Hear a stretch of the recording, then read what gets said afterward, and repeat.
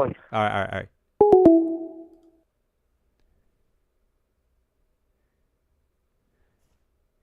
All right, hello, hello. Hey, thank you for tuning in to You Gotta Collect Call with. And today we're gonna be having Javier on. I'm currently waiting for him to call me back. And as soon as he he gets on that phone, then we'll go ahead and continue down his path. Man, his journey is a long journey. It's already been I think he's been down 30 years already so far. So like I told him, it's definitely gonna be taking more calls than normal, because obviously you can't crunch in 30 years of incarceration into a small amount of time. Plus, that's not even including his childhood and before he went to prison. So that definitely adds more to his story and whatnot. So hopefully he calls back shortly. I was just talking to him. The 15 minutes were up. We just had to conversate and kind of let him know where he left off on his story, because if not, definitely don't want to double back on parts of his story that he's already spoken about. How is everybody doing out there today? Anything exciting? Did any of you guys start your New Year's resolutions yet, or did any of you already quit them already? Because we're only what are we on, the second day? Yeah, it's already the second day of the year already, and I'm pretty sure some of you guys already broke those New Year resolutions and whatnot.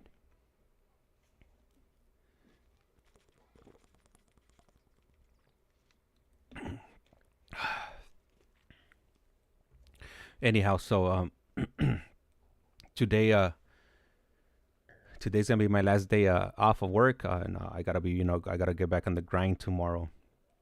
Definitely not looking forward to that.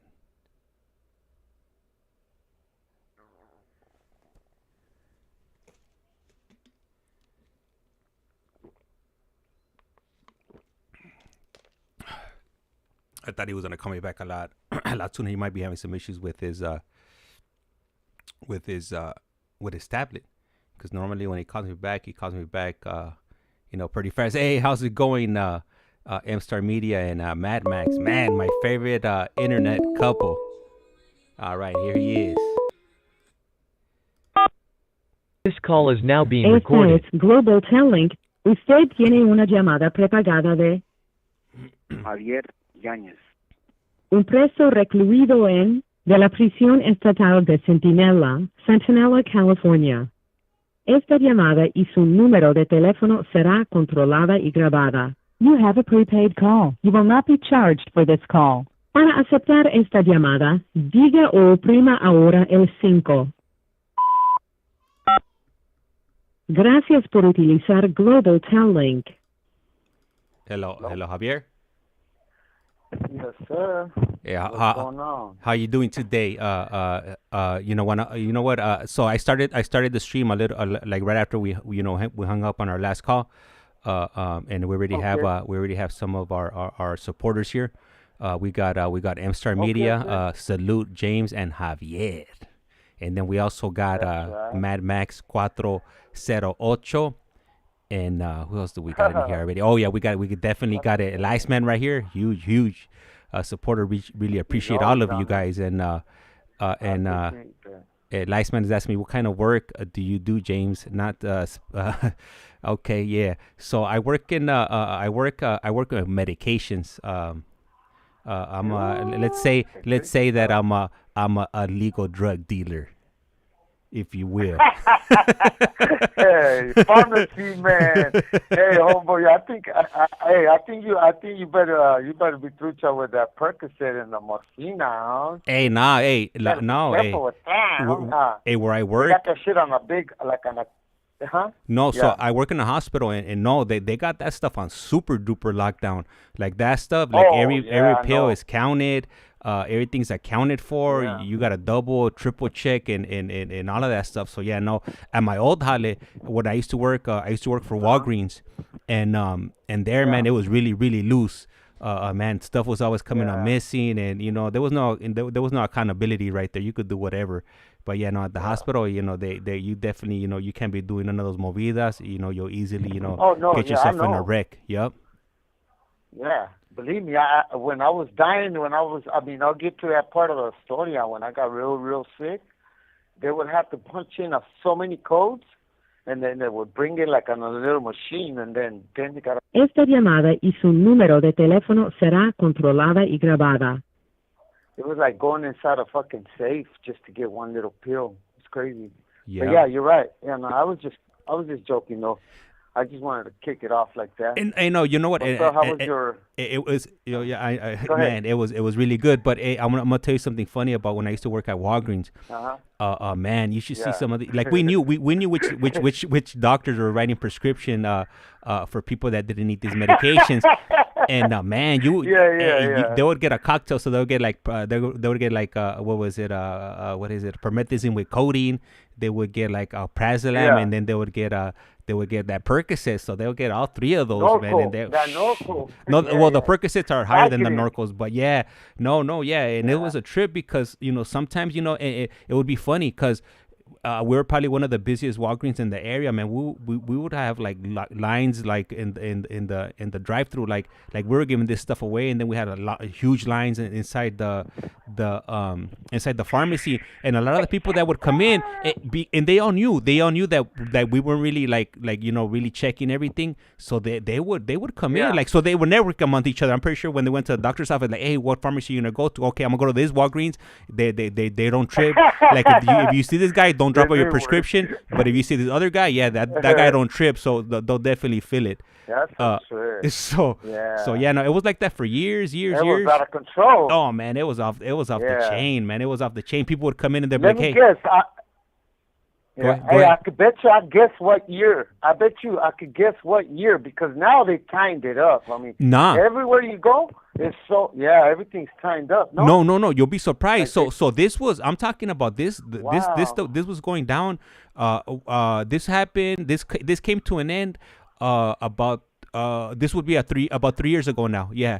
And the only reason that it changed was because the pharmacy manager that was in charge of, you know, of those of that specific store, they ended up shipping her to another to the, I don't know what kind of scandal she had going on, but they ended up shipping her to a different store, and then the one that they brought in to replace her, she put a stop to all of that. But people were pissed off, man, you know, because you know they're hooked and they're like, my body hurts, I'm going through withdrawals, and you know, I need the medication because my neighbor let me borrow 3 Percocet tablets, and I gotta pay them back. I gotta pay them back. hey, let me tell you, I mean, there ain't no fucking pain that will get a motherfucker to get like, I need it, because I've been in righteous pain where I was screaming and everything, and that shit don't last forever, homie. Like, if your back hurts, it hurts, but I mean, your body's got a way to fucking, like, you become like tolerant, like, you know, as time goes on. If you got like a real bad back, you learn to live with the pain. So all them people that get fucking addicted to all them pain medications is all by choice, I mean, because they start to feel good, but that's what it leads to, you know. So that, like, they all complain about pain, but they really don't have the pain no more. Your body already, little by little, it starts to fucking. The body is an amazing fucking vessel, homie. It learns how to accept pain sometimes. Imagine the like people that live out there in the jungles and fucking, you know, there's still people that live out in the jungles. All they take is fucking, like, they eat grasses and leaves and teas and shit. So that's a trip. But you know what? Crazy. Not everybody, you know, because, you know, sometimes we'll get some people in there, like, they didn't know what's up with these medications. You know, their doctors would put them on this medication, and then, you know, 6 months down the line, like, they don't realize that it's a narcotic, you know, and they're addicted to it, and they're like, man, like now, you know, I'm going through withdrawals, like, and they'll be this. I'm talking about like normal people, you know, like that don't know what's up, you know, like my you know, dad. like dad, and they would. My dad's 91. He broke his little bone. He fell. That fool was climbing up. He has avocado trees, and he was trying to do something. I forgot what he was doing. And he fell, and he broke his little tailbone. And that tailbone doesn't heal. I forgot what it's called. It's got a certain name for that fracture.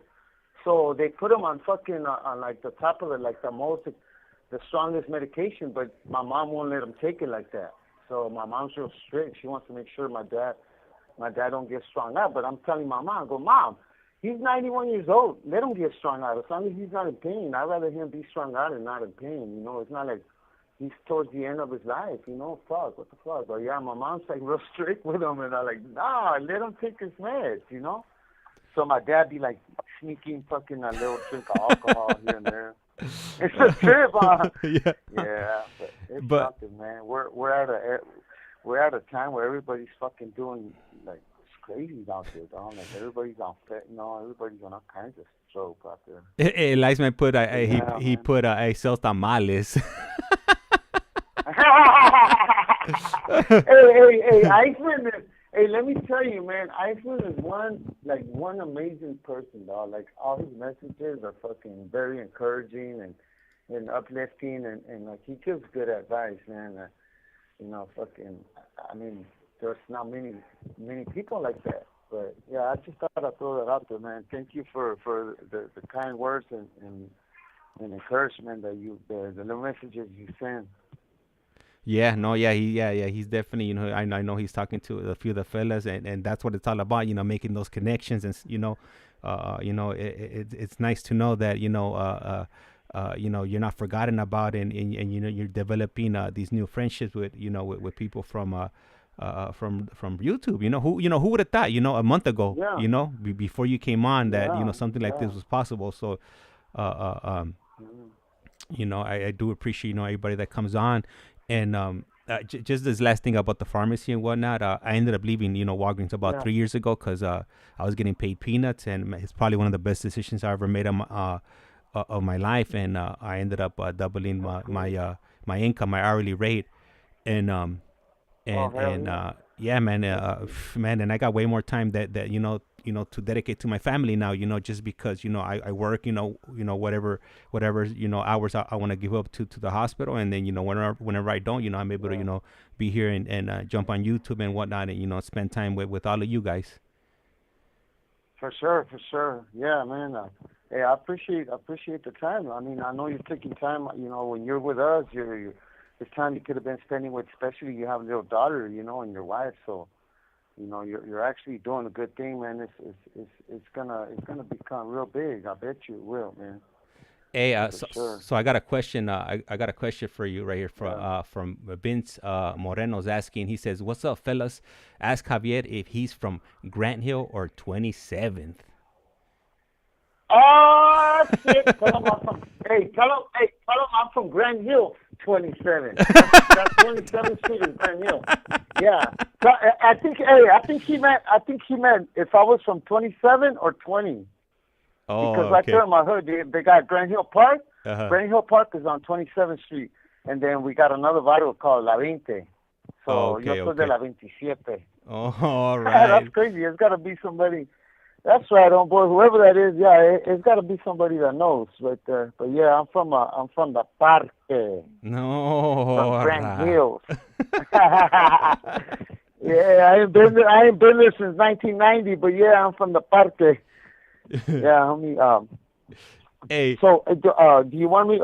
Yeah, go ahead. Yeah, I will go right now. I just wanted to throw one out there. Leisman put, I'm still having trouble with the GTO app. I got the money, but unable to open that deposit page. Is still stuck on a gray page. Hey, I think I'm gonna have to fly out to help Iceman out with his GTL problems over there. Yeah, you know what's crazy? Hey, homie, check out on this. So nobody was aware of this, right? So everybody's still trying to use JPay, but I finally read, because I remember I told you, no, I don't think you could do it through the GTO app. So I went and read the whole little small print on the beginning of that before you log in. Yeah. There's a whole lot of fucking writing. And I read the whole thing, and you're right. Yeah, you could, it's called TouchPay, huh? Or something like that. Well, GTL TouchPay. Well, I use the GTL. Well, to send money to you guys, I use the GTL. It's not it's GTL. It's not the Getting Out app. It's a different one they use. It's Connect. I think GTL Connect or something. Yeah. But there's like three. I read TouchPay. So okay. So I told my carnala, right? And my little primita, my little niece over there in Guadalajara. Yeah. She says, Esta llamada y su número de teléfono será controlada y grabada. It always feels so uncomfortable getting money from her because she's a little, like a 6-year-old she's my little niece. That's my cousin's little daughter, and Yeah. like they work hard, you know, like they really do make tamales for a living, you know, like the whole family, they got like a hustle, and like getting money from Mexico, I get taxed 3 times, so they got to pay for it to get transferred over here and then switch it into dollars, and then when it gets here, they fucking tax me again for restitution, and then when I go to stores, so it's fucking crazy, but yeah, and so I told her that, and she's like, oh yeah, that makes it way better, because she was going through JPay, and JPay was charging her like $6 on top of sending me like 15 or 20 bucks. But yeah, that was good to know. That was good information, man. I appreciate that. And then it's Elias man put, he says, let Javier, as soon as I figure out, I'll message him and the rest of the guys. So yeah, so he'll go ahead and message you as soon as he's able to re-up his account. Okay. Yeah. Yeah. So while I'm gonna take advantage while we're on right here.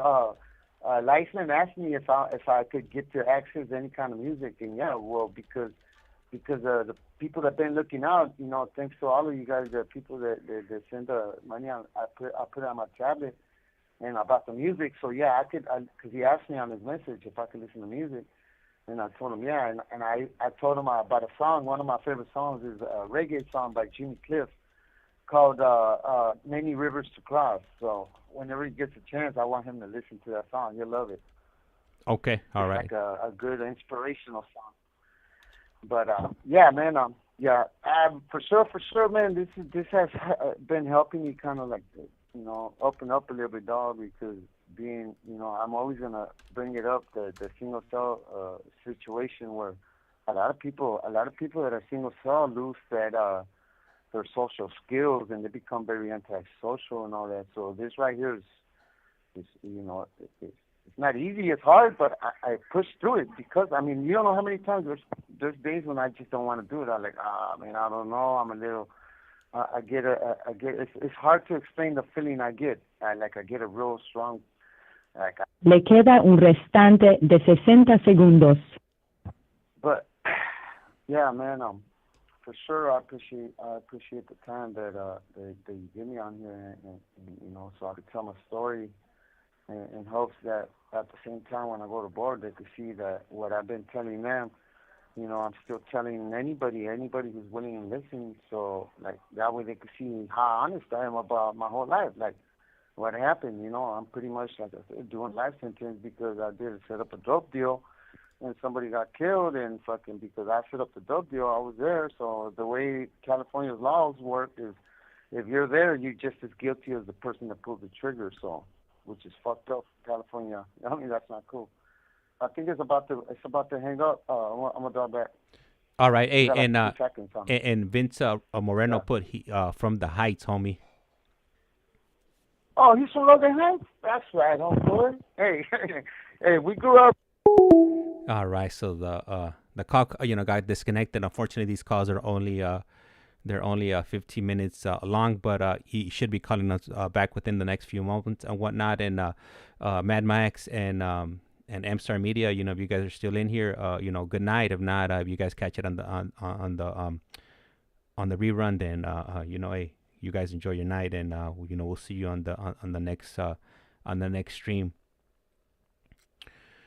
So yeah, so now pretty much as far as myself, you know, like I said, you know, I have the flexibility now when you know, since I do work at this hospital now, to pretty much do whatever, you know, I want to do with my time and whatnot, and it's real nice, you know, because I'm able to, you know, be home, or I'm able to pick up my daughter from school or drop her off, you know, whenever I need to. So it is it's definitely, you know, a real nice perk, you know. Obviously, you know, if I'm not working, I'm not making any money, but, you know, money is not everything. This call. Oh, it hung up. All right. So, okay. So, oh, sorry. I apologize. Marlene, you know, I forgot to shout you out. I got caught up in that whole conversation about illegal drug dealing and whatnot. So, but I'll go ahead and ask him your question as soon as he calls back.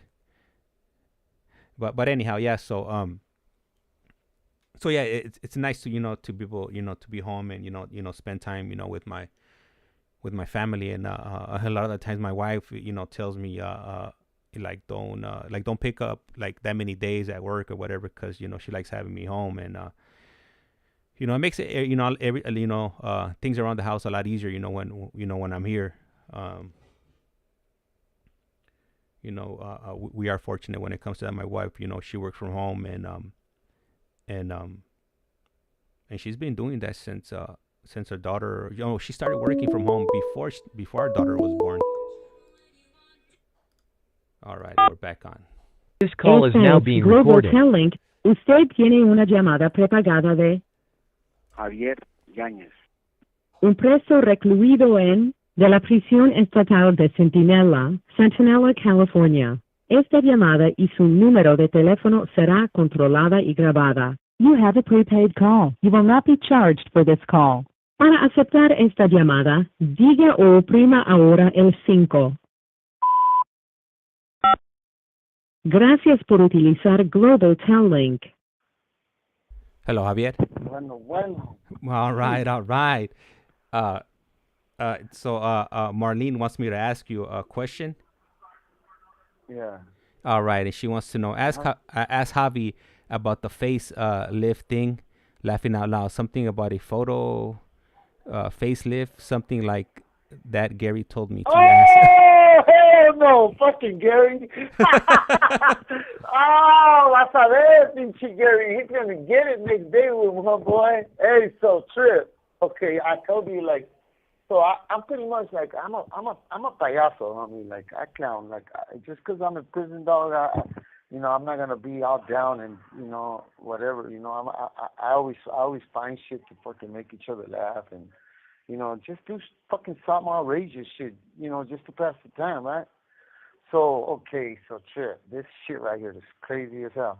Okay, so, and after I had that one celly with the one arm, hey, that fool, he had also, he had Alzheimer's, right? Chip out. He had Alzheimer's. He was so old that, and so, when you got a celly and you want to have like a cell phone or you want to do like your little hustle, and you want to be able to trust your celly, that's just hard to find in prison, like, because if you're doing something, you don't just worry about you getting caught. You worry about your celly running his mouth. And so what happens in the cell, it's an unwritten rule, but it's a rule. Like, it stays in the cell, homie. You're not supposed to fucking talk about your celly's business, none of that.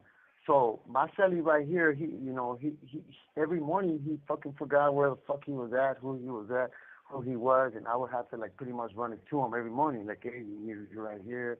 Remember I told you he used to go to like when they used to say yard recall, he used to go to the wrong fucking building. Man, the cops had to go look for him all the time. It was sad, bro. It was sad, but like he was like 71, 72 around there. He was in the 70s. So this dude, I felt like, you know what? So this was one of the times that I got busted with the cell phone, but it wasn't because of him. The minute he left, I got busted. So every morning, like I would wake up, and I would, I would tell him like, hey, see if I would run a little make on him, see if he remembered last night, because my mom, I used to bust out the phone like right before, right when they do bar lock.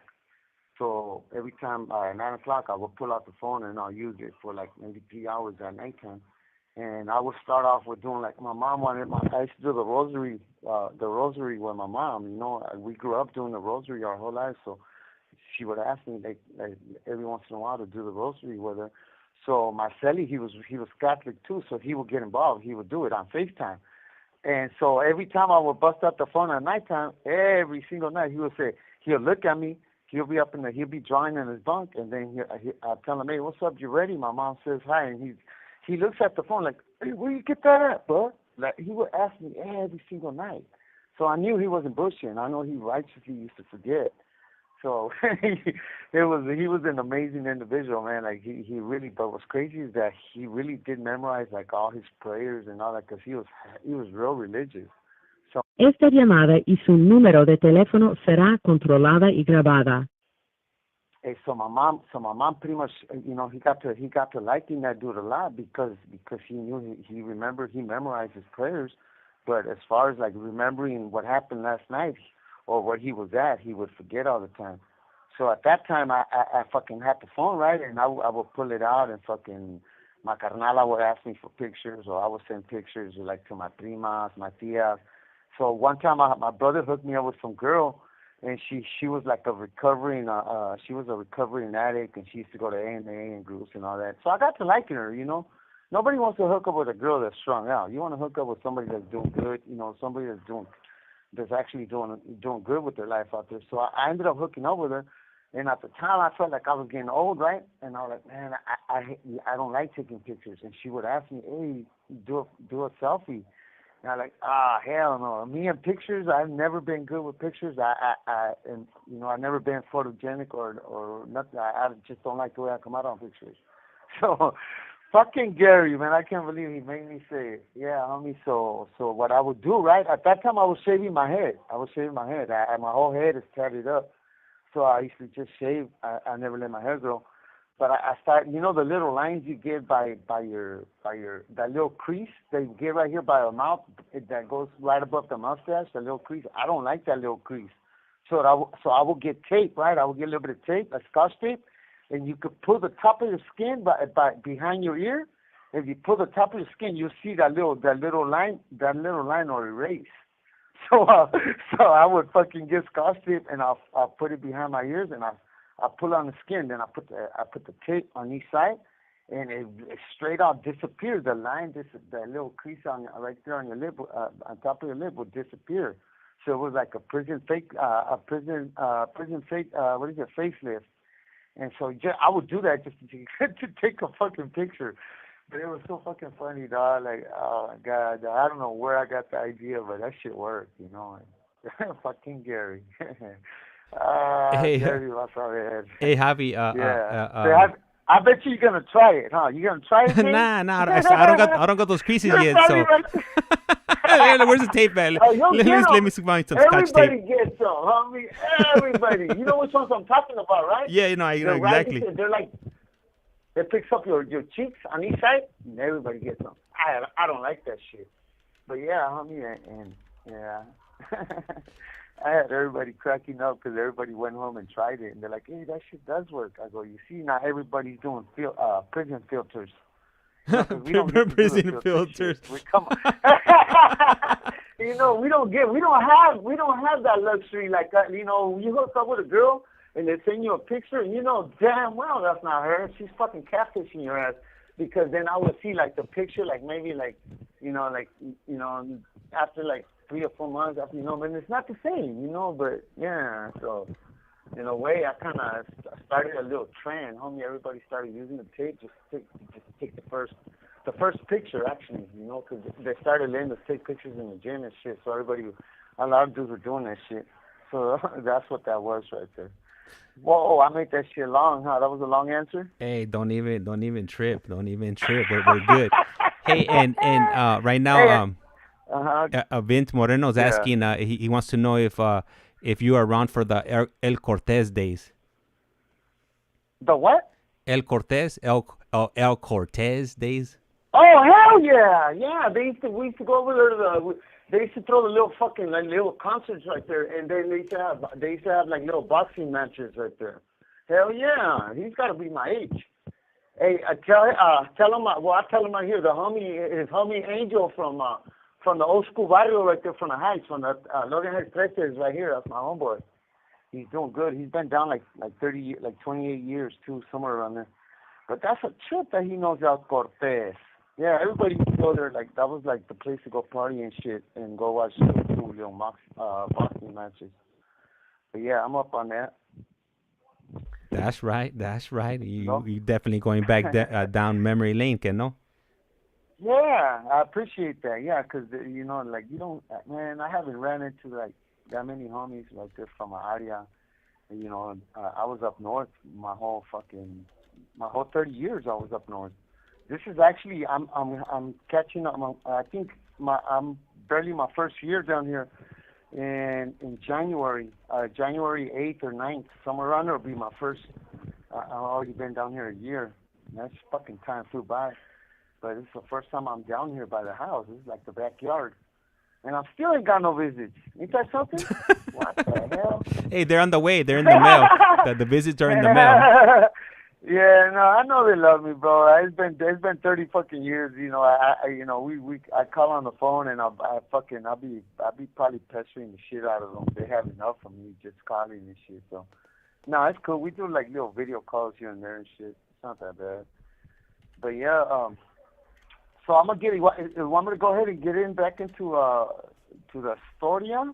Yeah. Hey, but before you start, man, you're the only person that's come on so far that's had that stabbed a dude in a wheelchair and had a celly with one arm, one arm vato with Alzheimer's, and it must have been like 50 first dates for you every day. Ah, man, you don't even know, bro. Like the Juras pretty much almost like I can tell you this, like they begged me to take that dude because nobody wanted him as a celly. I mean, this dude was getting beat up. Hey, he used to fucking, like, when he used to start eating, he would start, like, a bunch of, like, his nose start dripping, and I would ask him, what the fuck's wrong with you? Why is it every time you're going to eat, your fucking nose starts to run, homie? Like, relax, the food ain't going to go nowhere. It was crazy. Like, he would, you know when a dog starts to fucking, like, salivate when you're about to eat? He would do that shit, and it would kill it for me. I would pretty much have to wait for him to finish eating. And then at the same time, I didn't want to fucking I didn't want to abuse him by talking back to him because I'm gonna be an old man myself, and I don't want this shit to come back around.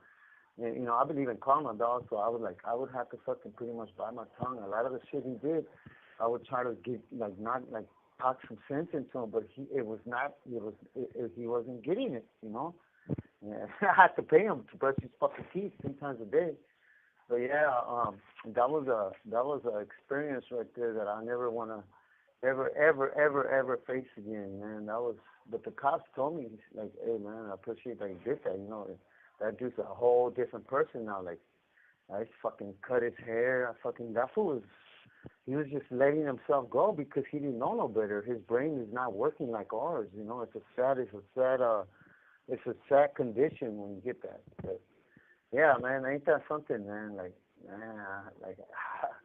Yeah, I never heard the end of it in the shoe. Like, I used to get clowns from everybody that was in that yard. Like, pinche Harry, homie, you blasting a motherfucking dude in a wheelchair.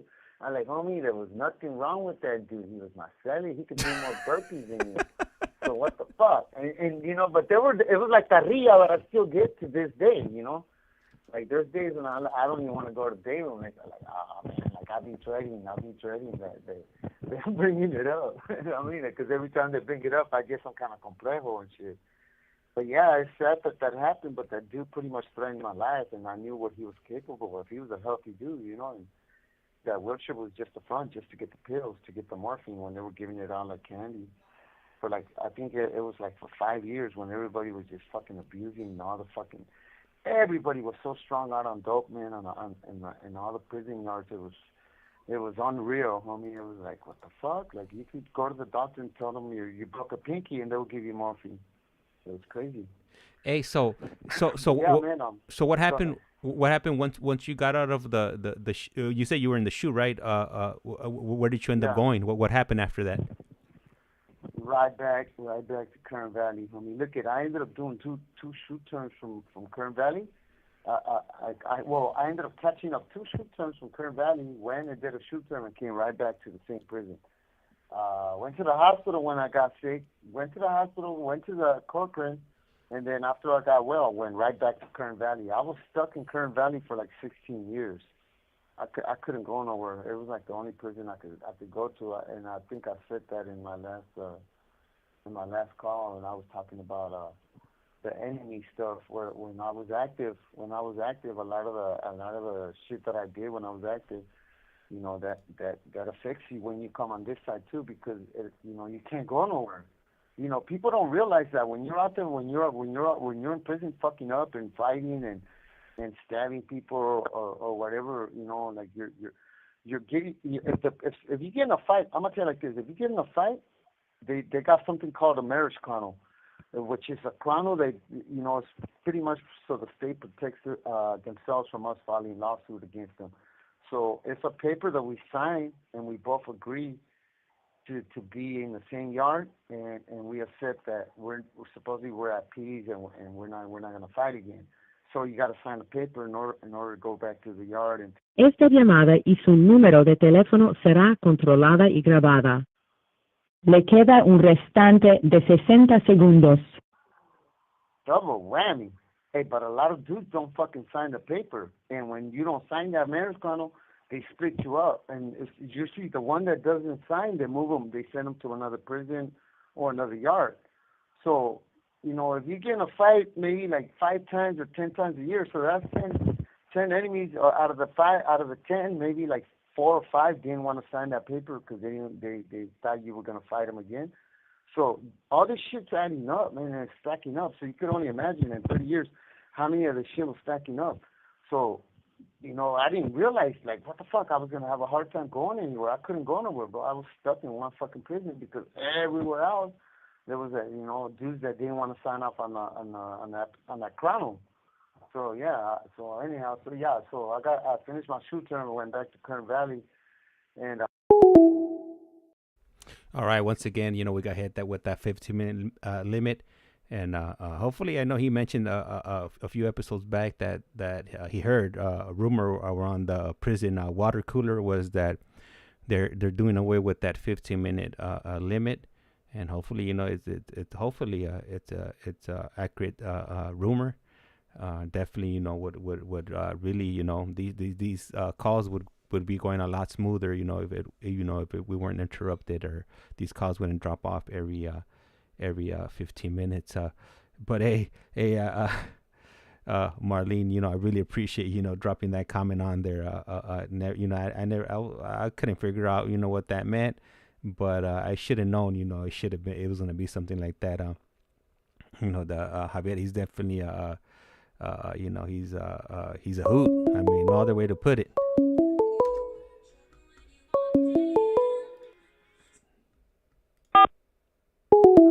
Oh man, the call dropped. Anyhow, yeah. So he's hilarious, man. He definitely be coming in with the jokes and whatnot. So I'm over here. A lot of times I got my microphone on mute, but I'm over here. I'm laughing over here. Uncontrollably and behind the scenes and whatnot. So, definitely. Whenever he comes on, I'm always looking forward, to speaking to him and hearing his stories, his journey. It's not all just filled with darkness and whatnot. Even when I talk to him off the air or whenever he sends me messages, he's always in a good mood. This call is now being recorded. Global Telling.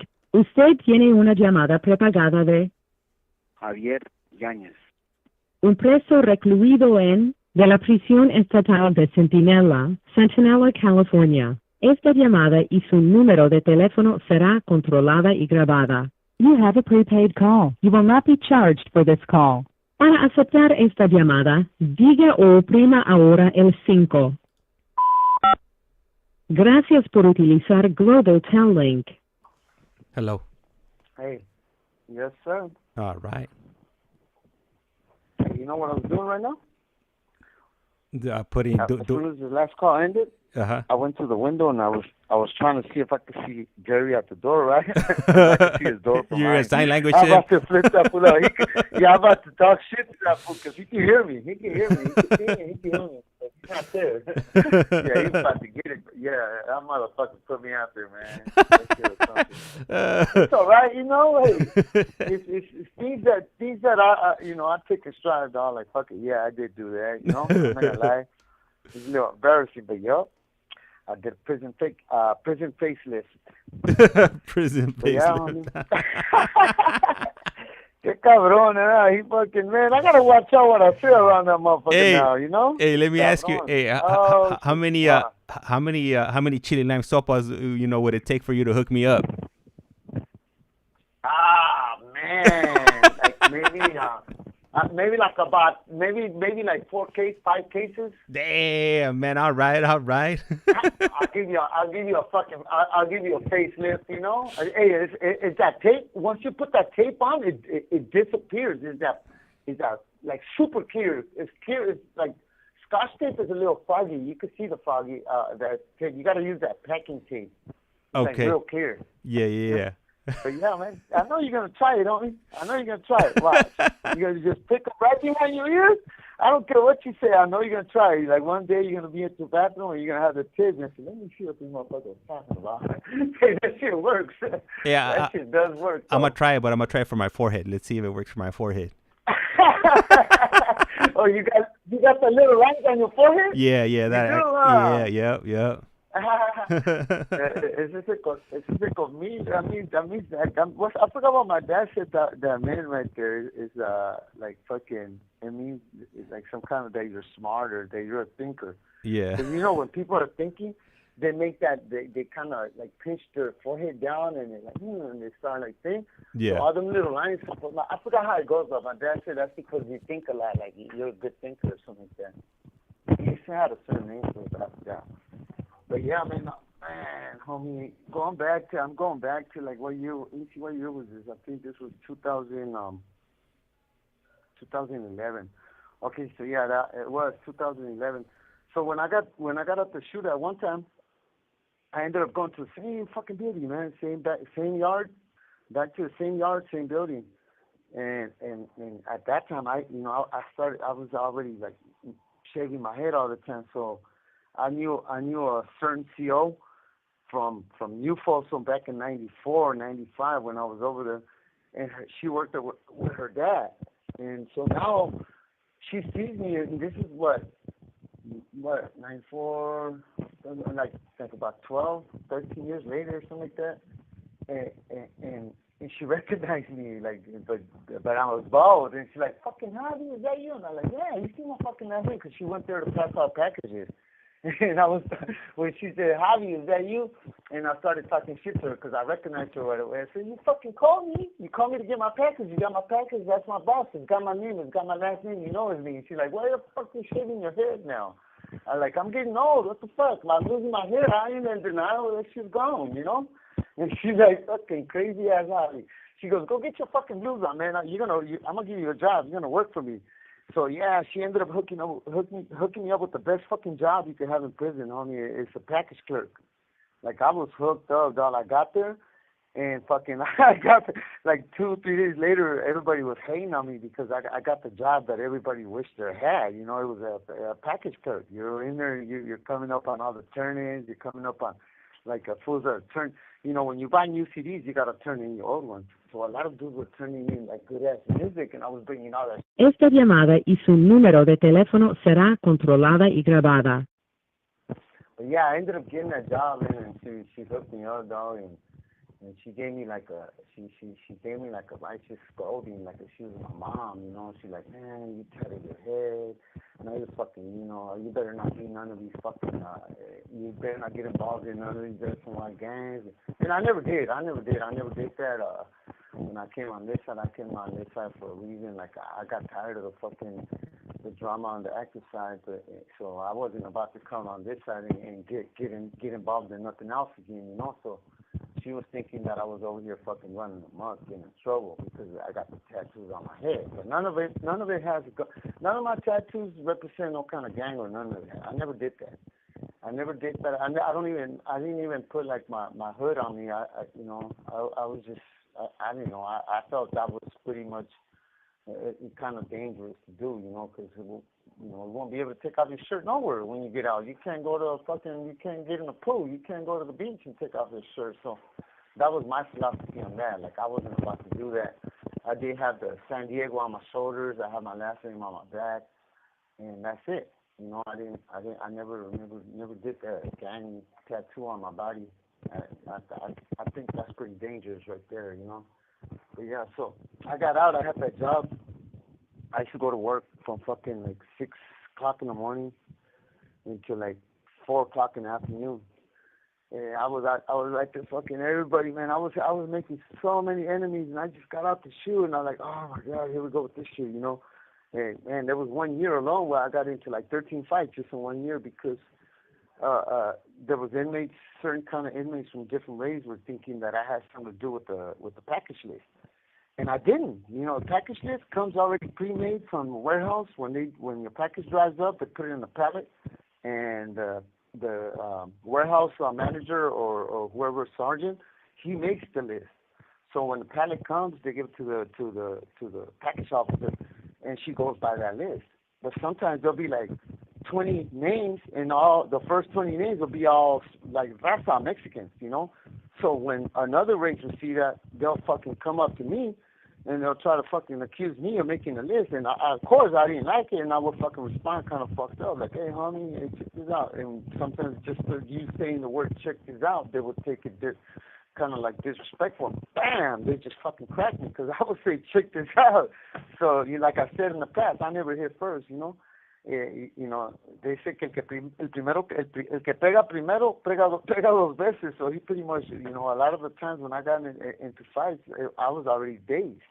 It's so hard to fight when you're dazed, but I was, I was punching back. I was fighting back, and it's just a natural instinct that us humans do. When you get punched on, you want to punch back, and that right there gives you a write-up. So, like I said, about the cameras, if they would have had these cameras when I had all these other fights, man, they would have found me not guilty. I would have been like self-defense, but it's too late for that. They didn't have the cameras like they do now.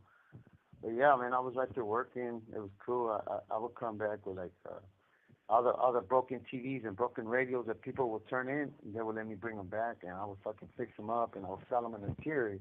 I was pretty much recycling, And the sergeant, the lieutenant, they would get mad sometimes, and I would tell them, look, homie, like, you're gonna throw this shit away. It's gonna fill up the land. You're talking about you guys don't want to pollute the earth. So just let these TVs keep rotating. I'm not causing no harm. If anything, it's good, that I'm fixing all these TVs and putting them back out there in a tier. But yeah, I used to go through it, man. And people would just find a reason to fucking. People were dropping kites on me. I was getting kites dropped on me like once every 2-3 months, saying that I was doing this, I was doing that, I was bringing in dub, I was bringing in cell phones, and all this shit was bogus. So the sergeant would pull me up to the program office, and he would show me the kite, but he would let me read it like through the light. He wouldn't actually let me see the whole kite, but I could see from the back, how you could see through the light from the back of the paper. And I would try to make out the writing. I would try to see if I could recognize the writing. And it was hard, man. But yeah, I had a bunch of fools. That's one job right there that you get a lot of enemies, a lot of fools hating on you because, it's a job that everybody wish they had. But I was good to everybody, homie. Like, there was times I would come back and I would give away all the CDs. I would go to every cell and I would give everybody 2 CDs, And even TVs. If you didn't have a TV, I would bring it back, fix it up, fix the burns, and find somebody who needed TV and I would give it to them. I wasn't necessarily always selling the shit. I was doing my good deeds. I felt it was only right, because I would want somebody to help me if I didn't have shit. I know what it feels like to want something, and I have it, so that's why I was like that. So, but yeah, I was still getting into a lot of fucking fights, and that fucking job, that job got me. I could say that job easily got me a lot of shit, but at the same time, it got me a gang of points. I'm gonna say maybe about 80 points. So I'm over here trying to drop points because I got a job, but at the same time, I got to go to the 115 hearings, and they're finding me guilty on every single one of them. There's officers trying to say, hey, look, I'll go in for and I'll be a witness on your behalf, but that don't look right. When you use a cop to be your witness on a 115 hearing, that's kind of dry snitching. So I couldn't even do that, even though they knew damn well that they seen that I got punched first. So I was just pretty much defending myself. Yeah, but yeah, my whole term right there in that prison, my whole 16 years, I was always fucking having to fight for something, man. It was like no matter how good I would try to do, man. I would try to make as many people happy. One time I got in a fight over some damn black shoelaces. This dude wanted black shoelaces for a shoe, and those shoelaces they don't let you have them, So when somebody gets a pair of shoelaces, like say the orders like Nikes, and they come with gray and black shoelaces, they will only give you the gray ones, and the black ones they'll throw them in the hot trash. So everything that's hot trash, it has to go in a bin, and they take it out and they dump it in the back. Well, I would go into the hot trash and I would pull out like the shoelaces, shit that's not gonna hurt. That's not a security hazard. I never got like the razors, because the people would order razors and you're not allowed, so they would throw them away. But I never risked it for no razors. And I was bringing back like the CDs, the CD players, turning TVs, the black shoelaces, you know. And yeah, one time I couldn't get the dude the black shoelaces, and I'm coming across the gate, and he's getting crazy with me over some black shoelaces, and I'm looking at him like, man, are you fucking serious, dog? Fucking shoelaces, homie. Fucking get a marker, homie. Paint your fucking shoelaces black. What the fuck, you know? But yeah, I got in a fight over some black shoelaces one time, and we both, when we went to our hearing, we're both looking at each other like straight dumbasses, and I'm telling him, you see, homie, is this shit worth the 12 points, I think, no, the 8 points that we're gonna get on our file? And like, nah, the homie like, nah, fucked up, homie. I go, yeah, dog, you fucking swung on me over some stupid ass shoelaces, homie, and that shit was not worth it. And that's the kind of shit that I would go through, man. Like simple, ridiculous shit, you know, like dudes have no kind of patience, no kind of fucking, you know. There's a lot of dudes in prison that never had shit, homie. So, you know, they have more shit in here than what they did when they were out there. So when they become hella materialistic, they lose their fucking prison etiquette, homie, their respect, their fucking integrity, homie, and they don't give a fuck. They're gonna get what they want to get when they want it, and they're gonna try to fucking, you know, use. A lot of times they try to pump fear into you, you know, thinking that you don't want to lose your job. So a lot of them use that. They know that you got a good job. The odds of you wanting to fight or giving them what they want is more to their side, you know. So a lot of times I would give in because I don't want to lose the fucking job, man. But there was times when I was fucking get fed up with this shit, and I was just fucking, I would fight back, man. But it was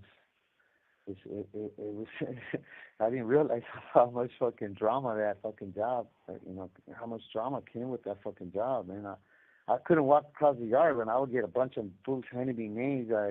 Esta llamada y su número de teléfono será controlada y grabada. So I'd be going across the yard and everybody screaming my name, and I hated that shit. Javi, check, see if my name's on there. Hey, call me. Hey, I'll look out for you. I'll give you $10.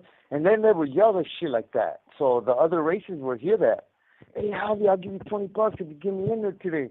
And I cannot do that, you know. But the dumbasses were still saying that out loud, and the other races would hear that. And so when they would call the camp, Le queda un restante de 60 segundos. they would call the packages for that day. You know, here I am, you know, walking around, minding my business on a regular working day, and, you know, yards out there, and let's say a black approaches me and he tells me, hey, homie, I don't appreciate you doing that. I'm like, doing what? Because you're fucking calling your own race. You keep putting your own race first on the list. And I took offense to that shit, you know, and I would answer kind of aggressively because I was already mad. I was already fed up with all this bullshit. And I would tell him, hey, homie, like, I wish I could say, hey, excuse me, homie, but it's nothing like that. I couldn't, you know, so I would use my aggression. My voice was a little hard, and they would take offense to that. And I guess maybe felt some kind of threat, and boom, you know, I am getting punched on, and fucking here I am fighting back, and here I am getting another write-up. And my boss was always telling me, like, all right. My apologies. I was just my wife brought me some food right now, so I was eating that in the middle of Javier speaking. But anyhow, so Eliasman just asked me about my homie that's right there in the same prison as Javier, and yeah, he went to prison. He got picked up back in 2008, and he ended up taking a deal, which I mean, not much of a deal if you ask me. They ended up giving him. He ended up taking a deal for 18 years, and the way that deal broke down was so the original sentencing for his robbery was 3 years, but then, you know, he had been to YA and prison before. So he had, I think he had a strike. So they ended up doubling that 6 years to, those 3 years to 6 years. And then there was a gun involved. So they gave him a 10-year gun enhancement. And then they also gave him 2 prison priors for going to YA and prison before, which brought him up to 18 years. But then he ended up picking up some extra time also. So by the time he ends up coming home, he's gonna be down 20 years for for a robbery.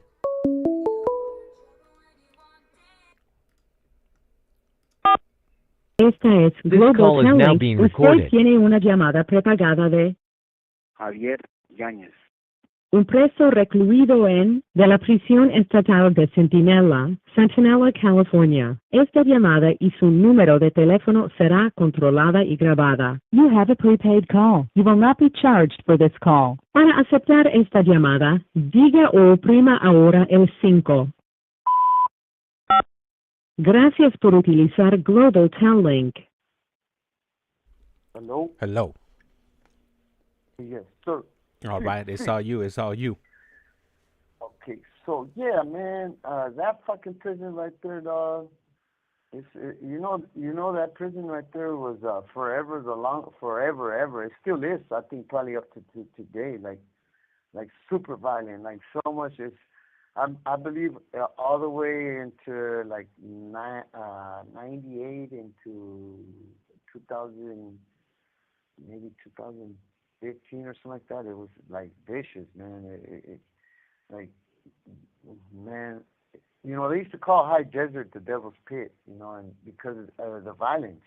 And so Kern Valley got ugly, homie. It was like dudes were either, so many dudes were killing their cellies on a fucking, at least every 2-3 weeks somebody was killing their cellies, or dudes were hanging themselves. And for some reason that fucking prison was just fucking, it was ugly, dog. It was just like nobody was ever happy. Like if they weren't high on dope, like they or drunk on fucking or drinking or whatever, they just weren't happy, And fucking that's another thing I had to deal with, like people that were tricked out, that were fucking high on fucking speed and fucking all paranoid, thinking you're gonna fucking, I had fools coming up to me talking about, hey homie, why'd you tell that homie? Why'd you tell the homie? Why'd you tell the homie on it?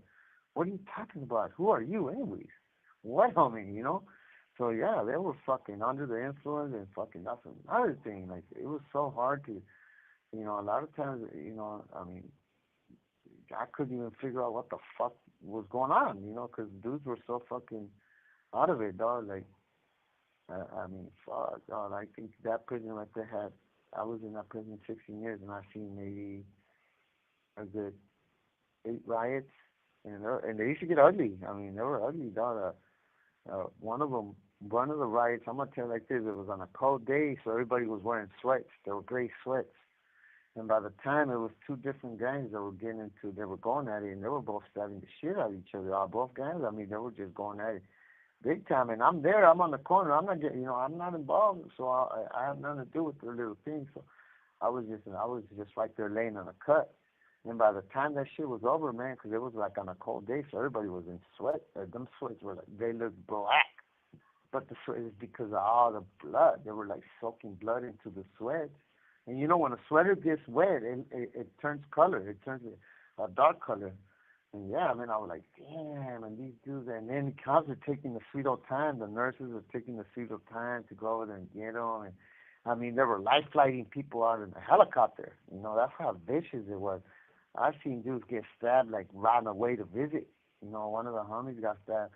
They called him out for a visit, and he got stabbed right in the back of the neck, killed him right there on the spot. And I was like, man, that's something that was so sad for me to see, because, this dude was going out on a visit to go see his parents, his family. Imagine how they felt when they told him why he didn't make it out to the visit. So that prison right there humbled me big time, homie. I became. Esta llamada y su número de teléfono será controlada y grabada. I was starting to really mind and pay more attention to trying to be to be more humbled, and trying to be more passive, and not react when somebody fucking calls me out of my name or fucking want to fight me or whatever. And I would try to talk people out of it, and whether, regardless of how it looked, if you look like a chump or you're breaking it down, I don't give a fuck. I'm trying to make it home to my mom, trying to, my mom and dad, I've been in here 30 years. I don't care what nobody thinks no more, you know, because at the time, before that, I used to, you know, I cared big time. I cared about my reputation, so I was fucking putting it, I was putting it down. Like, I wasn't letting nobody fucking get over on me. I wasn't letting nobody punch on me, none of. So I was reacting. I was being violent, you know, so I was reacting to people that were being violent towards me. And then all the flashbacks from getting beat as a kid when my dad used to beat the shit out of me, that would come in a, you know, that I'm pretty sure that played a big factor into me, you know, resorting to violence against violence, you know. But, you know, it's hard. It's so hard to just let it go. But, you know, that's when you know you're starting to change. I mean, when, you know, you get punched on, and a lot of the times, like a couple of times when that happened, the homies would tell me, "Hey, Javi, leave it alone. You're going to board. You're going to leave it alone. Leave it alone. We know what's up. We know what you're about. Leave it alone. Leave it alone." And that would help me, you know. And I would appreciate the homies telling me that, because I felt that, you know, I felt like, you know, that validated the fact that they knew that I had it in me, that I'm not a chump. So I didn't have to care about. I didn't care about how people were gonna look at it that day, because I didn't want to punch back. You know, I got my jaw broken, homie, during COVID in the beginning. I think I said it in one of my last calls, and I sucked it up, dog. I didn't go to medical. I didn't want to get a write up. You know, you get your jaw broken. You go to medical, not only are you going to go to medical and take you out to the hospital and do all this shit, they're going to also write you up, because apparently you got in a fight, you know. They didn't, even though they didn't see it, they know you got in a fight. So yeah, it was a lot of fucking choices that you have to evaluate. Like, you have to really think hard before you decide what you're going to do. And no, that's when I noticed, like, I told myself, like, you know, fuck it, you know. So I started to see a lot of dudes that have been down a long time. They just, you know, they pretty much were tired of you know, of the violence. So they were being like me. They were being nonviolent. So that's when I decided I could easily say that maybe in the year 2000, right after I got my single cell, right after that incident that happened with my celly, and they made me single cell. That is, I decided not to react to violence no more, man, because it wasn't getting me nowhere, and it sure in the hell wasn't going to let me out of prison ever, you know. And those are steps that it hurts. You know, it takes a lot of willpower, because you, at the same time, you're trying to make it home, but then at the same time, you don't want to look weak. You don't want to look like a Trump, like you're scared or anything, because then people are gonna continue to fucking do that, and people are gonna continue to get over on you and so whatnot. But yeah, man, it for sure it was like a pivotal moment in my life where I decided, man, fuck it, you know, I want to go home. I'm gonna let it go. And it happened twice. You know, one time I got in a fight with another dude. This dude weighed like 300 pounds. And he fucking grabbed me, and fuck, this fool was so big, dog. I didn't know where to go with this dude. So he just grabbed me and he fucking dropped me to the ground, and his whole weight landed, and I landed on my shoulder, and I broke my whole shoulder. The bottom of my armpit was all black and purple for about a month. So I knew something was broken there. And again, I couldn't go to the hospital. So all this shit, I healed it by myself. Like, I've gotten broken hands, broken jaw, broken shoulder. And I just sucked it up, man, and this shit hurt hard. I was just going with more, ibuprofens. I couldn't get nothing else for the pain, but yeah. But those were steps that it's like, I could say it was a changing moment. You know, like, it's starting to let people go, man. I'm trying to make it, no matter how hard you try sometimes to not get in trouble, dog. Just trouble always found me. So yeah, I was there. I ended up going on C status, man. C status is like a program failure. You lose all your privileges. They take your TV, they take your radio, everything, and you're in your house. You only come out for like 2 hours a day, and you only get morning yard. And I was on C status for fucking 3 years. I mean, it was fucking. That was another rough time, a rough patch in my time. You know, I would rather be in a shoe, because in the shoe you can have your TV, you can have, you know, there's more program. And, you know, even in the hole, there's more program. for some reason they think C status is gonna fucking make you a better person, and it doesn't, because they're stripping you out of everything. So a lot of dudes that I knew that were on C status, they were getting in fights every time they were going to yard. Esta llamada y su número de teléfono será controlada y grabada. They got you caged up in a little cell all fucking day, and they don't want to give you nothing. And what are you gonna do? You know, a lot of dudes fucking, they need some kind of fucking, I don't know, maybe something. They gotta have something going there, especially if they don't know how to draw. And I was drawing. I was just drawing and working out, fixing radios, TVs, whatever. But I couldn't have. What's fucked up is that I was fixing radios and TVs, and I couldn't even have one. So that's another reason why I was fixing them, because after I fixed them, I would just use them for like a day or two and then turn them back in. And the cop would look at me like, hey, man, you know, you're supposed to have none of this shit in the house, but you don't give me a hard time or nothing, so I'm going to let you slide. But yeah, towards the end, they gave me a little bit of play. They used to let me borrow the TV, like, on the weekends for the football games or whatever. But yeah, man, I was fucking, that place right there. I don't even, right now, like, off top, like, man, so much shit happened there. Like I don't even know where to go with the story other than that, man, I hated it there. I hated it. It was fucking 20, like, we programmed maybe out of the month, we would get, I was in school. I mean, fools were getting stabbed inside the classroom. Okay, so yeah, let me bring that one right there. That right there was some crazy ass shit, because they go through a fucking metal detector, and then they go through a wand. The cop's supposed to wand them with the metal detector, and then they go through a little thing. It's like a big old bar that detects metal anywhere within like 10 feet in that area. And how they were making it inside the classroom with knives, it beats the hell out of me, because I couldn't figure that out. Other than, I mean, it had to be fucking the cops letting it in. And because these cops, they like that fucking adrenaline. They like to see blood. They like to see people fucking going at it. So they will let it happen. I would get heads up. Matter of fact, like, I would go to school, and sometimes, like, a lot of dudes weren't going to school because they knew what was going to happen. I wasn't in no gang, so I didn't care. I knew it wasn't going to happen to me. So, but I just didn't want to be there when it happened. But I couldn't miss school because I was going to get a write-up. I couldn't get no write-ups. I'm going to board, you know, in the next 2 years and next year. So I couldn't afford a write-up for not going to school. So I had to go to school. So on the way in there, the cop would tell me, hey, YANEZ, pick a spot and stay in that spot. So what he's telling me, translation to that, is he's telling me, Harry, go sit in the little corner because somebody's going to get stabbed today. So they knew the shit was going to happen, you know.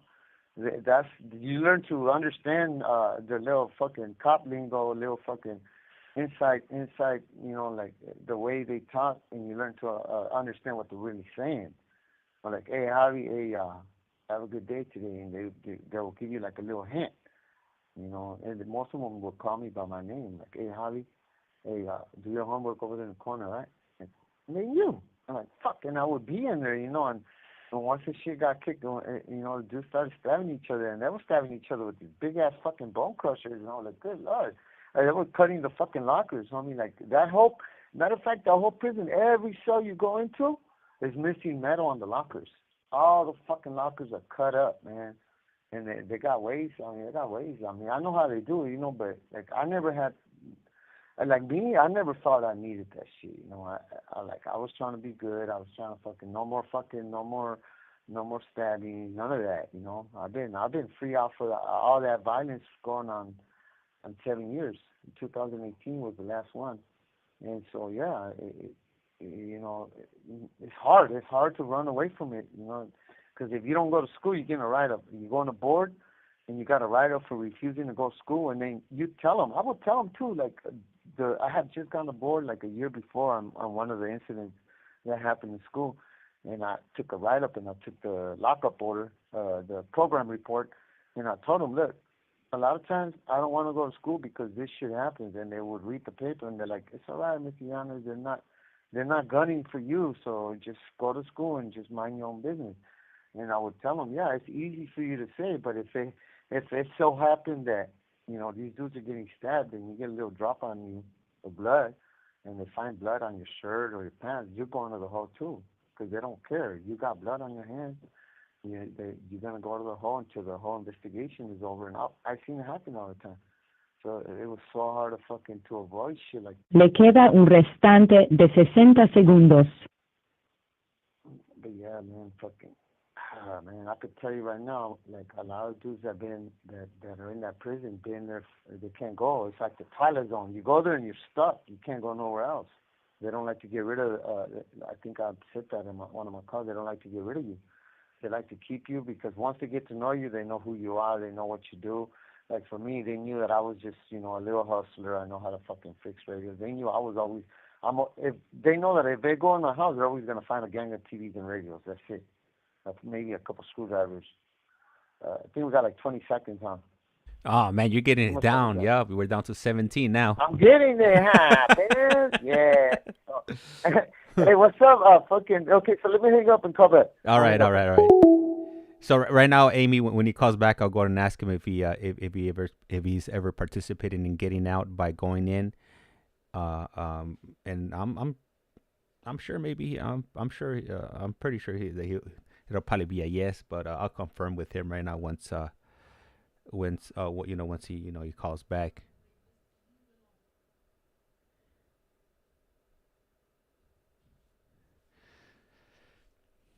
And I'll go ahead and I'm not sure if you listened to one of these streams before, but normally what I'll do I'll go ahead and take pictures of the chat and whatnot, and I'll go ahead and send them on over to them once it's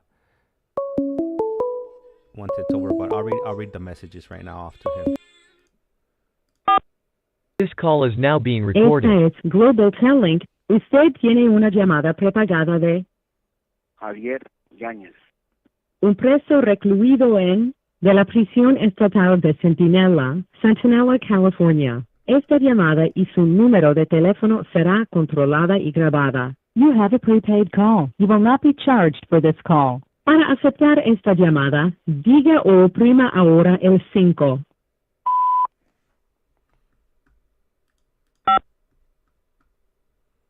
Gracias por utilizar Global Telling. Hello, Javier.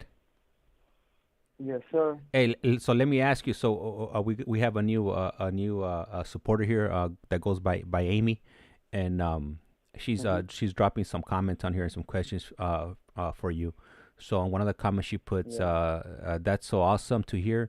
I wonder if he's ever done the GOGI program. Are you familiar with that? What is it? She put it somewhere in here. Getting out by going in. Oh yeah. Gogi. Okay, yeah. All right, yeah. Yeah, man. Look. I'm glad you mentioned that. So, okay, I've been struggling with reading my whole entire life. I mean, I just recently became a good reader, and I learned and I got better because of the tablets. So the tablets, when you text, it corrects your spelling, so I got to learning how to read with this tablet. That I taught myself to read, but I always wanted to do Gogi, and every time I would get the books, and I would talk to the counselors, and I would tell them, man, I wish they could have this Gogi in like an audio book, and we could, answer do the program, via maybe like the way we're doing it right here with the phone, and we could answer, because a lot of prisons, they don't have the actual Gogi inside the prison, so you got to do it corresponding courses. So you would write, they got different, like L.A., Sacramento, San Diego, wherever and you would write, they would send you the homework, and you would do the homework, and it's like a book, and you would send it back, and they correct it.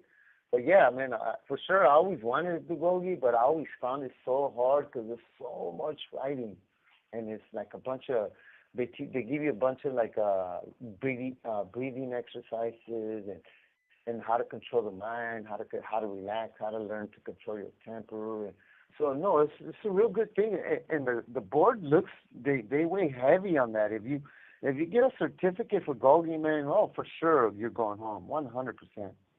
But yeah, I never did it, man. I always wanted to, but because of my struggle with reading, I couldn't do it. That's right, Javi. That's right. Keep on pushing. I mean, that's all you could do, right?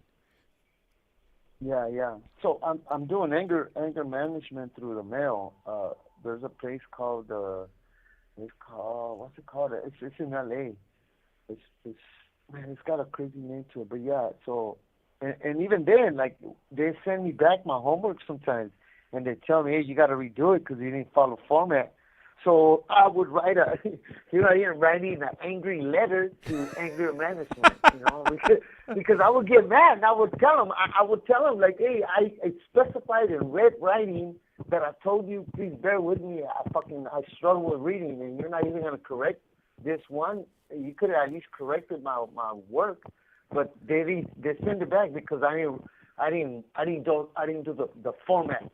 Like, because I didn't put my name on the top right corner and I didn't put the date on the left right corner, and come on, homie.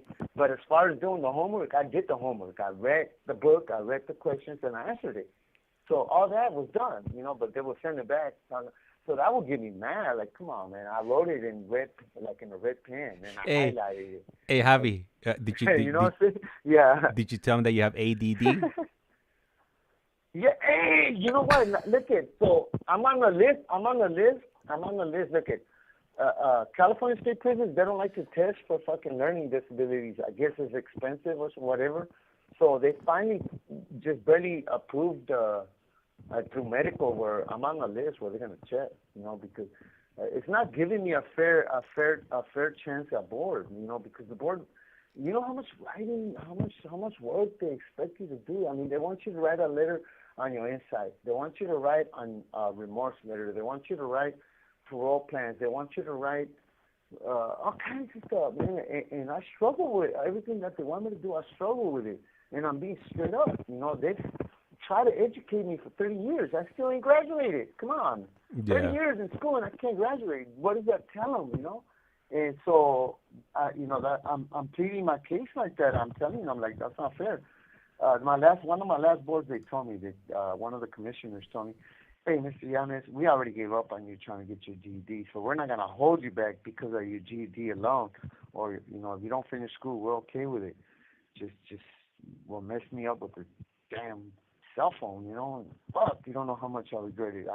Big time, but at the same time, they gotta understand, I've been down 30 years. Everybody's dying in my family, and I want to be there. At that time, they didn't have a tablet. They didn't have video calls, so I wanted to FaceTime them, and to me, it was well worth it. I got a chance to see my grandma before she passed, my mama Tere, so, well, if that killed my chances of getting out, at least I got to see my abuelita, But yeah, I wasn't using it for fucking nothing else. Of course, I was watching little porn here and there, but I was out of curiosity.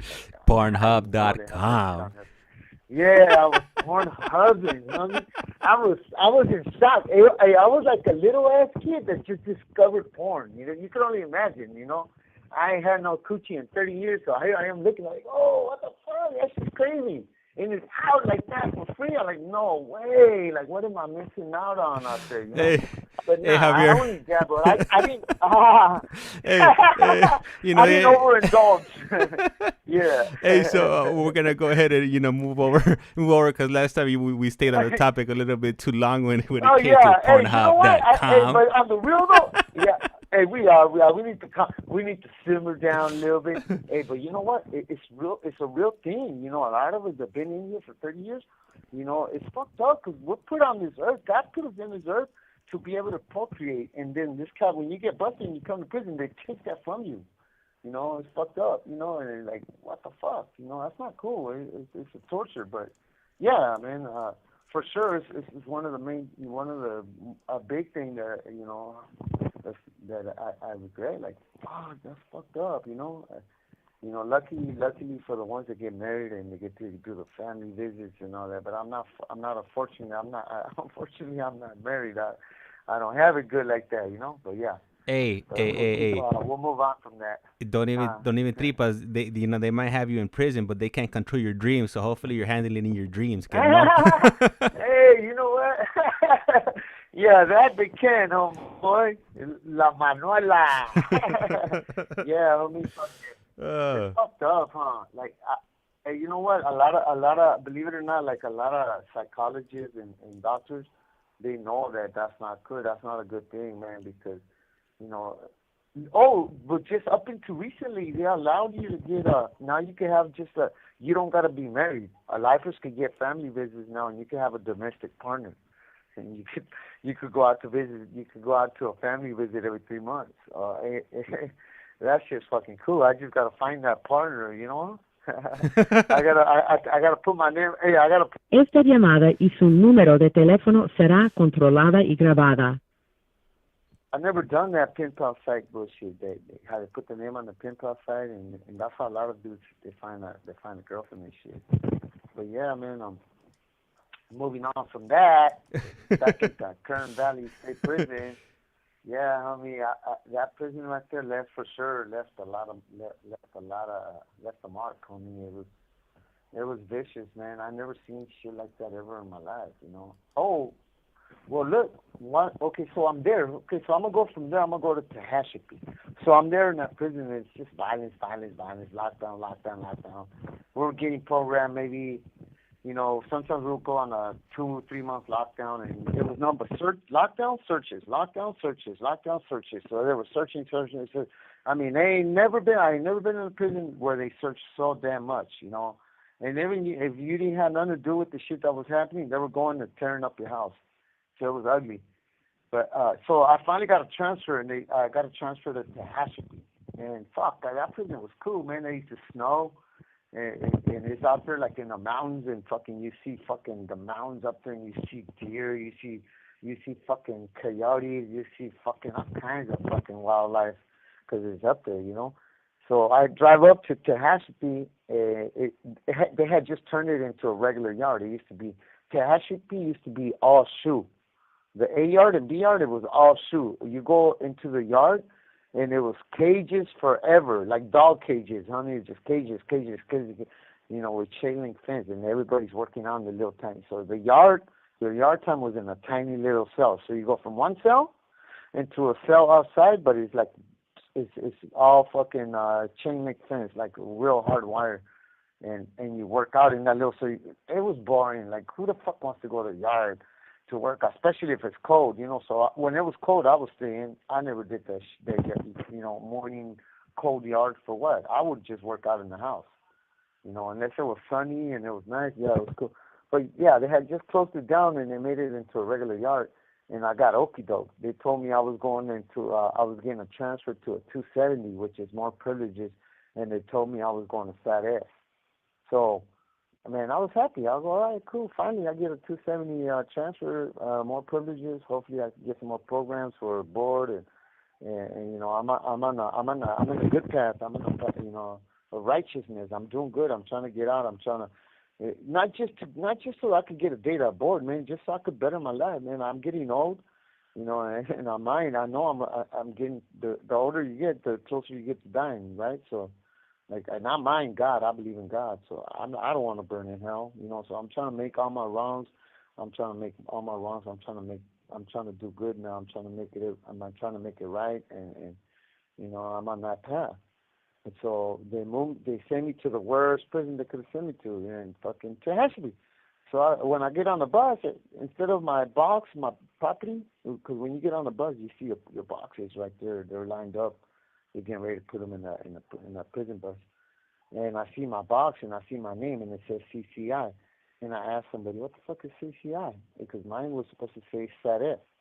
And they're like, that's Tehachapi. I'm like, what the fuck?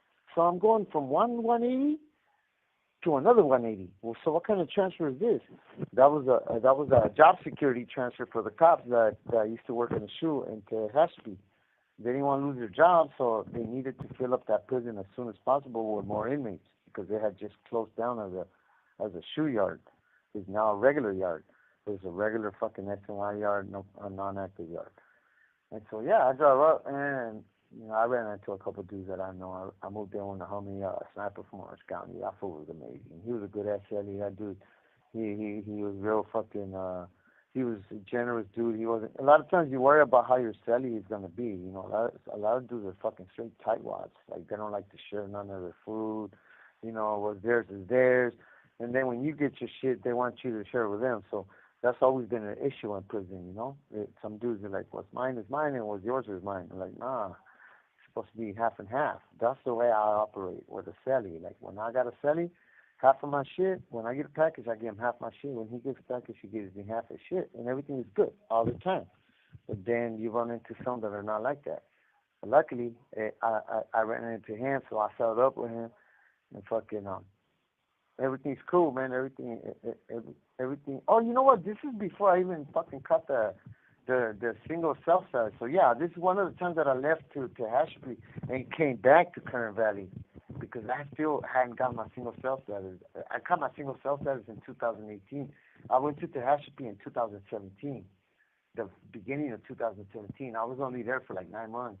And man, I'm gonna tell you, I seen some vicious shit from the cops right there.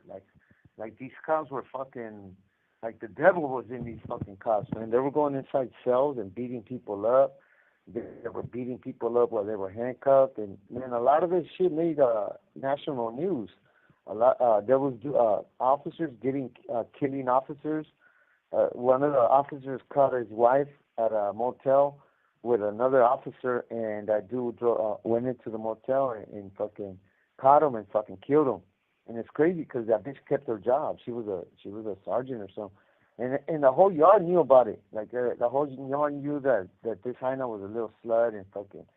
And they had that green wall. They had the green wall fucking the gang, the fucking green wall officer. They're like correctional officers, but they got a little gang and shit. So it was ugly, man. Like you couldn't even look at them, man. They would want to beat you up. So every time Le queda un restante de 60 segundos. Even on riots, these dudes they wouldn't hesitate to shoot. I never seen people get shot so many times with a fucking meanie. Like I seen a couple of dudes get shot right then. It was like they wouldn't hesitate, and they're quick to go drive up and start beating on you, and they will plexi-cuff you. And it was snow right there. Esta llamada y su número de teléfono será controlada y grabada. Hey, you see my ADD going out of control right now? I'm going from one story to another. Hey, that's the way you gotta do it, cause I'm gonna come back. Somebody has to do it, Javi, because I can't hold all these stories. That's why I need you. Yeah. I can't, man. I got you. I'm gonna come back. I go blank after 20 seconds. Hey. Hey, you know what's crazy? It's mostly my fear of silence. I hate that part where, like, you see how I got quiet real quick? That part right there is, I don't know. Hey, so Marlene, I'm gonna go ahead and I'm gonna go ahead and tell him that you're gonna put him on TikTok seeking a partner. Hopefully, we can make something crack for him. I'm pretty sure he'll definitely yeah, I'm sure he'll definitely appreciate something like that. I was reading your message right now. I can't do two things at once, so that's why I stopped. So, see, I would do it for my cousin, but I have to have a private page to go public. All right, tell him. All right. So yeah, hey, you know what? So Javi, he's like I didn't even realize we've been on for an hour and a half. Like these calls just they just fly by. This call is now being Global recorded. Telling. Usted tiene una llamada prepagada de Javier Yañez. un preso recluido de la prisión estatal de Centinela, California. Esta llamada y su número de teléfono será controlada y grabada. You have a prepaid call. You will not be charged for this call. Para aceptar esta llamada, diga o oprima ahora el 5. Gracias por utilizar Global Telling. Javier. Yes, sir. Hey, so I got Marlene right here, and she just dropped a message right here. She said she asked me to tell you that she'll put you on TikTok seeking a partner. What do you think about that? Hell yeah. Fuck yeah. Hey, tell her, hell yeah, please. Hey, you know what? I was going to, man, I would love that because, fuck, you don't know how much I wish I had. Like, I don't have, the only one that I got on my tablet is like you guys. I got my mom, my primas. I got my brother-in-law, but he already passed away. And then I got one of my homeboys that lives in Tijuana. So, yeah, I'm limited. That's why I know you notice that a lot of times I'm off, huh? Like, I'm hardly ever on my tablet. You ever notice that? Yeah. You notice that, huh? Yeah. I'm hardly ever on there. Like, I'm not attached to it like that. Maybe if I had. But, yeah, I would appreciate if she does that. Hell, yeah. Hey, so... I know that's how a lot of dudes are doing it. Okay. How do they do it? Do you know how? No, I've never done it personally myself because I've never been in prison, but hey, but hey, you better watch out, homie. hey, Your girl's gonna whoop your hey, you know ass. what I'm saying? So She might be busting through this door any moment. Now, yeah. hopefully, she's not listening. But Yeah. but Yeah, for sure, man. That'll be cool. Hey, Marlene. So Yeah. if you want, I could put my phone number up, and if you send me a text, I could text you some of his pictures, or you know what? I could send them. I think I have your Instagram. I think I could send them through Instagram. I could send you some of his pictures. I think I have a few pictures that is one of his cousins. Sent over from Mexico. So I could definitely get those in your hands like ASAP. Yeah. Or even the one that you got under, don't you think? Which one you think is good? Be real. Which one you think is a good one? Man, I'll send all of them over so that she could just do a whole collage. Yeah. Okay, but tell her pick a decent one because I like I said, man, like I don't like the way I come out on pictures, man. It's my whole life I've been like that. Hey, don't even trip. I'm gonna put your picture through the AI program, and man, you're gonna be looking super duper firme. A facelift? Hey, but then see, at the same time, I don't really want too much of a filter because that's what a lot of dudes are doing. A lot of dudes are fucking having their people do a picture and then they go through the filters on the phone and then they post it up and they hook up with these girls and then later on the line when the girl sees them on a video call, bam, she blocks them. I do not want that. Hey. I want to try to keep it as clean as possible. Hey, so check this out. So we'll go ahead and set you up, with a firme page, but we're gonna need a new picture with the duct tape.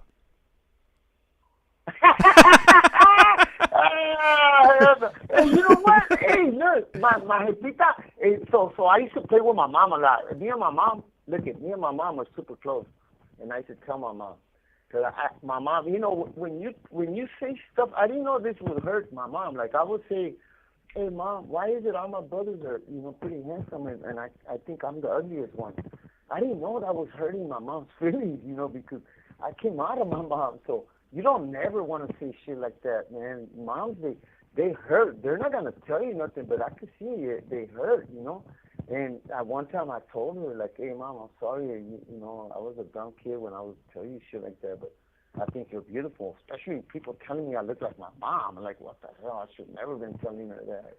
If I say I don't like myself, so, yeah, man, but my mom would tell me, like, I would clown around a lot, and I would do a lot of the faceless pictures, and I would send it to her, and she would laugh. I go, my mom would tell me, ay, mijo, eres bien payaso, But no, I don't have to do that, man. You know what? A lot of times, when people get to know you, dog, the looks really don't matter, homie. It's the person that you are, right? Oh no! I'm reading a message. I'm reading a message that that ICEMAN put on. He put on the comments. He said, "What did he say?" He put 30-year-old virgin. Hey, you know what? Tell Marlene to put that on there, man. Tell anybody interested in writing being a pimp up to a 30-year-old virgin, man. Hey, that's what's up, though, man. Like, I don't even know how to act. Like I told you, I started talking to. There's a story, when I get to that, when I met Leti, it's cold, man, because some dudes, when I get into that part of that story, and I'm not gonna ruin it, I'm gonna wait, but this. Like, I'm pretty sure you guys are going to trip how that happened, man. That's just going to show you how low and how scumbagish people are willing to go, man, sometimes when they're strung out on dope. But that should give you a little hint. When I get to that story, you guys are going to understand what I meant by that.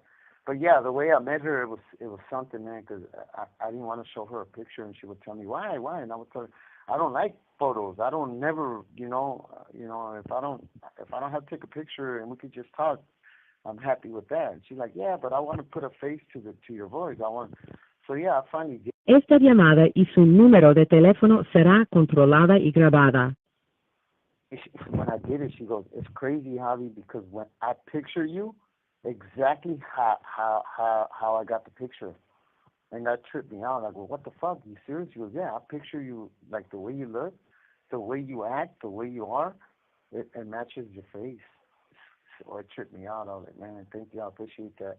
she's like, you're not fucking ugly. Stop saying that shit. And I'm like, yeah, I just, I've always, I don't mean it like, I don't mean that I have low self-esteem. I just mean it more like in a humbly way. I don't like fucking, I can't believe she was telling me there's people that post up pictures on pin-up things, and they put, oh, I'm a handsome-looking person. I look in the mirror. I look in the mirror of myself all the time, and I'm above, and I can't stay out the mirror. I'm like, what the fuck? And that dude got fucking hookups? He goes, yeah, they got like fucking 300 hits. I'm like, wow, that's kind of conceited right there, So, yeah, that pretty boy shit is crazy as hell, because they get away with a lot of shit just because of their looks. They get to treat people fucked up. They treat women like shit.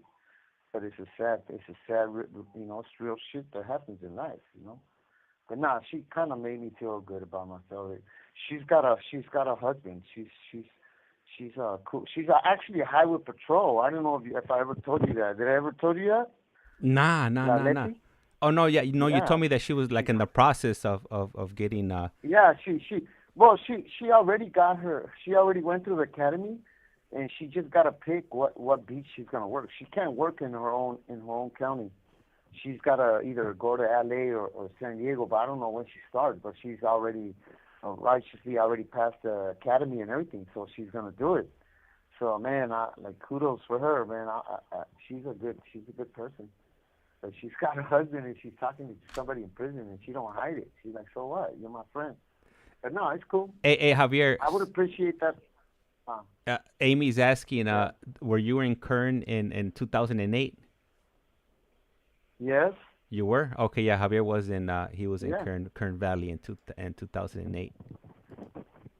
I got there. Look, I was in Kern Valley I opened up C-Yard in 2006.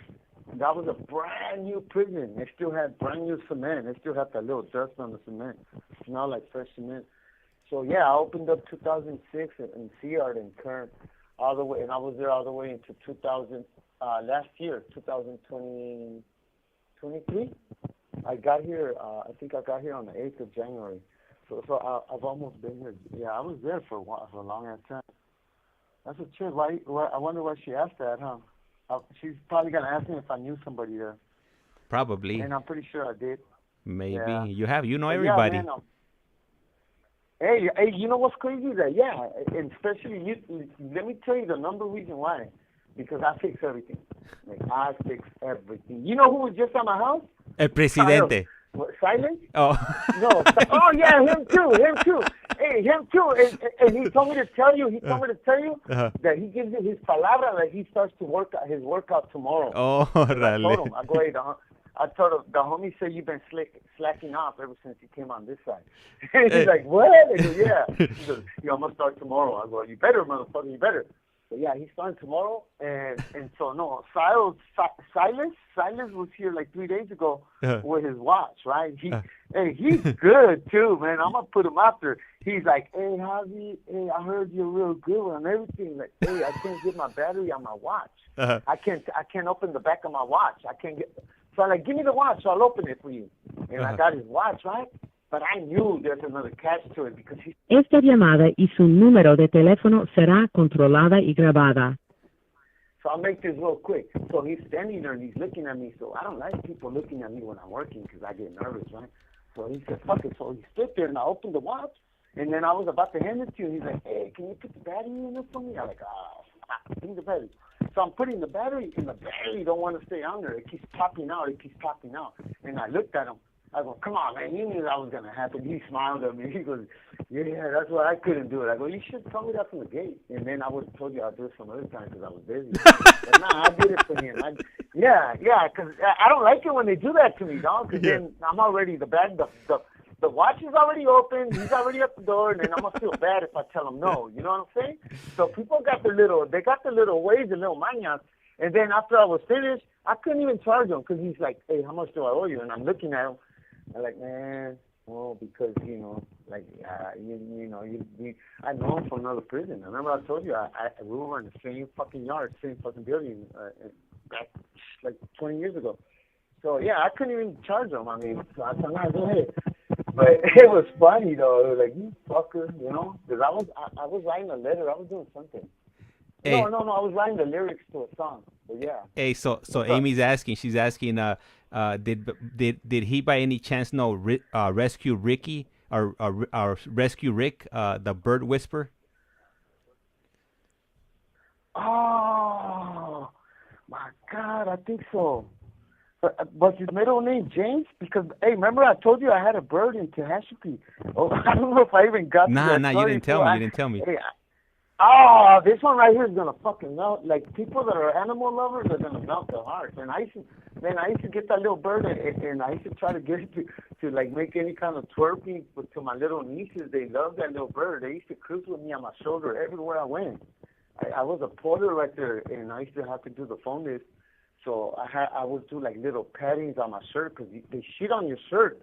So I would have like little diapers on my shirt. So I would put like little Velcro on my t-shirt, and I would put an extra piece of sheet on there. So that way when the bird would land, if he shit on my shoulder, I would just rip that little piece of sheet and I would throw that off, and it won't stay in my shirt. But yeah, I had a bird. That's the truth that she said that. If it's the same dude that I knew him by James. If Ricky was his middle name, maybe. I don't know, but yeah. So I know the guy she's talking about goes by Rescue Rick. No, maybe he was an A yard or B yard, because they got 3 yards. No, they got 4 yards. They got A, B, C, and D. Okay. But yeah, man, it don't ring a bell. He's probably in a different yard. But I wonder why they call him rescue bird. Maybe he rescued the birds, huh? Rescue Rick. He was the bird whisperer. Yeah, that's what I'm saying. Because Yeah. look there's a lot of dudes that they gotta have, like right here. There's a bunch of dudes that got lizards, snakes, tarantulas, mouses. I found a little pygmy. I don't know if you ever heard of kangaroo mouses, or pygmy mouses. Yeah. I found one. It made it inside the building, and it was white and gray. It was, man, with red eyes. I never seen a mouse with red eyes. And everybody was scared to grab it. It was a tiny little thing. And that's $50 running around the day room, so everybody's trying to catch it. You could sell it 50 to $100, right? So, man, I caught it, man, and the dude was begging for it. Like, come on, sell it to me. And he wanted it so bad. And I gave it to that fool for like $10. So where I'm going with that is that a lot of dudes, they like to have little pets. So I knew somebody that would go out there and get the little birds that would fall off the nest. Because a lot of times the moms, they'll throw the certain birds, they throw them off the nest for whatever reason. Maybe they didn't think they were going to survive or whatever. So this dude would pick them up and take them in the cell. Le queda un restante de 60 segundos. He would try to make them live, and then once they became like strong enough to fly, and he would feed them, and if he thought they were ready, he would let them go. So I was thinking it was him. But yeah, man, that's a trip, man.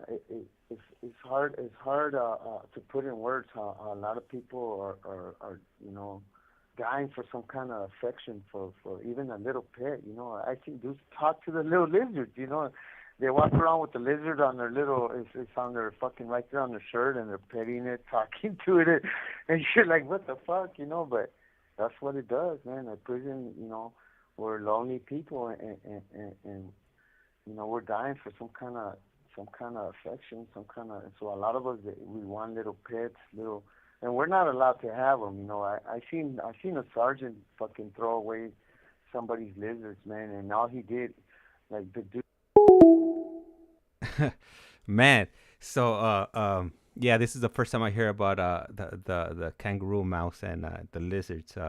But I'm not surprised, man. I think if I was in prison, I'll be having like any type of pet, roaches, rats, whatever I could get my hands on.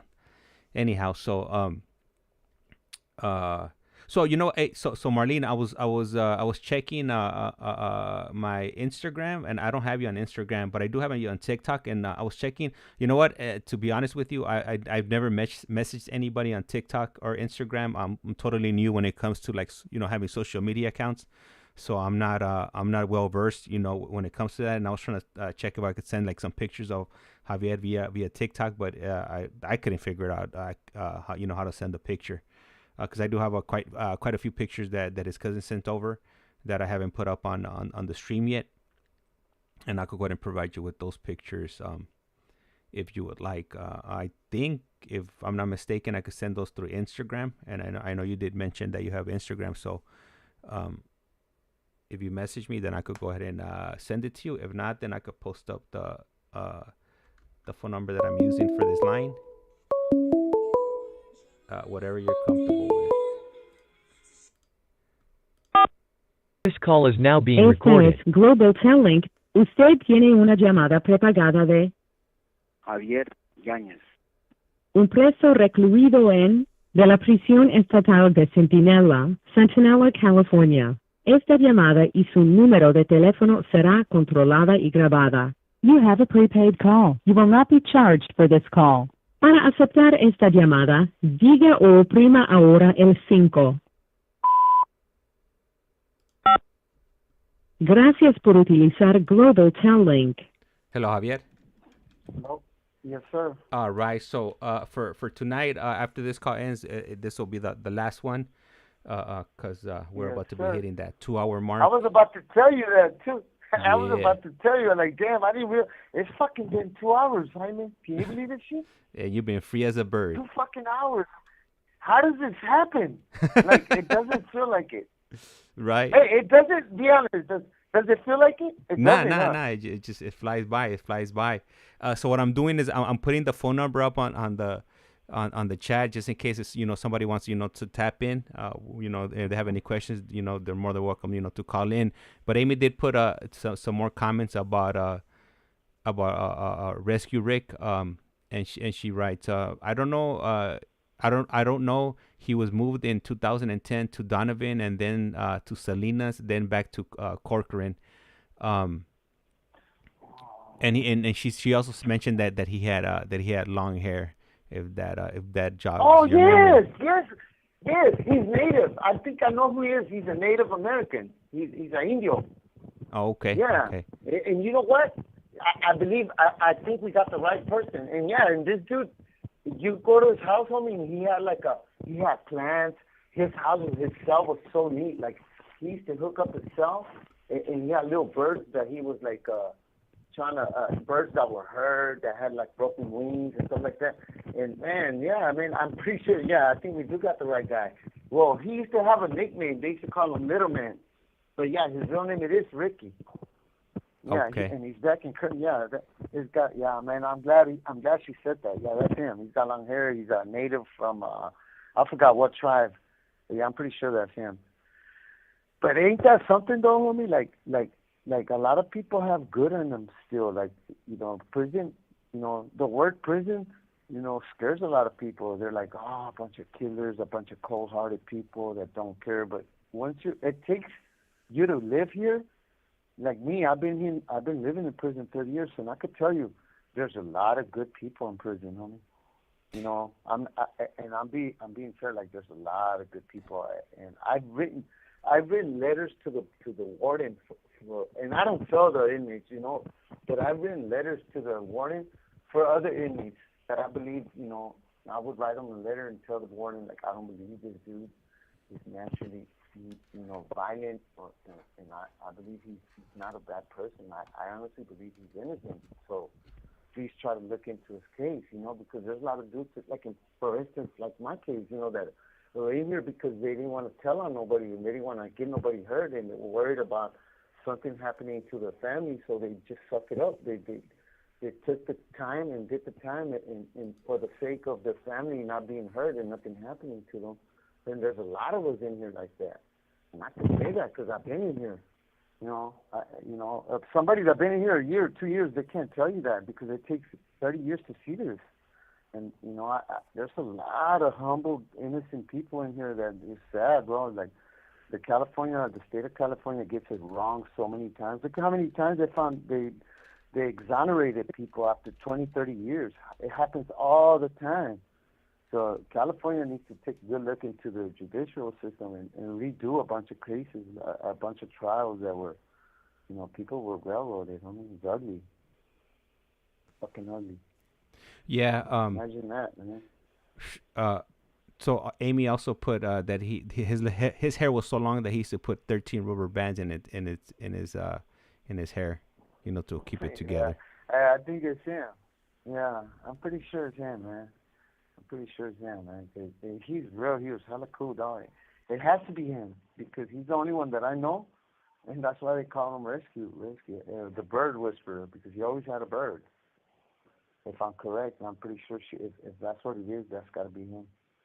So yeah, I'm pretty sure, man. Fucking, what's up with the Iceman? Is he still on there?